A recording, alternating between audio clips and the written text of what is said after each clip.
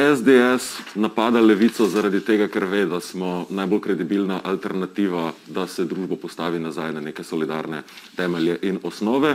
Zato proizvaja lažne profile in lažne novice po svojih kanalih.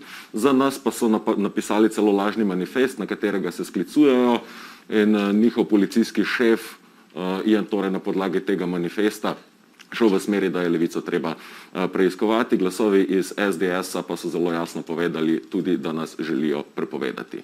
Njihov je dvojni interes. Prvi je ta, da se na oblasti obdržijo za vsako ceno, drugi pa je vsebinski.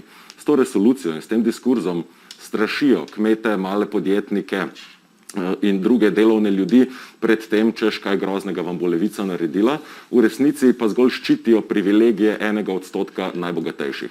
Poglejmo samo Simičevo davčno reformo, ki bi socialni državi vzela slabo milijardo evrov na leto, razliko pa pretočila 15.000 najbolj privilegiranim, najbolj bogatim ljudem. Obrtniki, mali podjetniki, družinska podjetja in tako naprej so podobno v stiski v slovenski družbi, kot so v stiski običajni delavci. Na oboje se namreč spravlja in nanje preži velik konglomerat kapitala. Bodisi se pogovarjamo o bankah, o velikih trgovskih verigah, tudi o zavarovalnicah. In v Levici v resnici želimo pomagati vsem delovnim ljudem, torej tudi malemu biznisu, tudi kmetom, ne samo redno zaposlenim in prekarno zaposlenim, na ta način, da spravimo v objem javnega interesa te velike agregacije kapitala, ki določajo naša življenja. Vam bom dal en pozitiven primer nacionalizacije, o kateri Levica govori in jo želi tudi izvesti. To je ukinitev dopolnilnega zdravstvenega zavarovanja.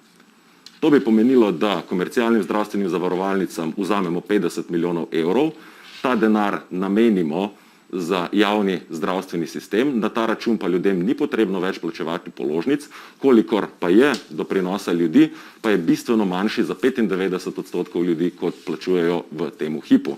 Zdaj mi pa povejte, kaj je s tem narobe. Tudi nekdo, ki dela na SP-ju, bo plačal manj. Tudi redno zaposleni bodo plačali manj. Tudi tisti, ki so v družinskih podjetjih, obrtniki, bodo plačali manj.